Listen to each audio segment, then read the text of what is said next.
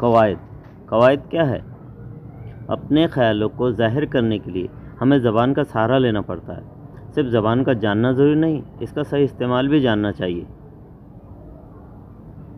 صحیح بولنا، صحیح پڑھنا اور صحیح لکھنا سیکھنے کے لیے زبان کے اصول اور صحیح طریقے بنائے گئے ہیں، انہیں قواعد کہتے ہیں۔ زبان کی صحیح معلومات کے لیے قواعد کے اصولوں سے واقفیت ضروری ہے۔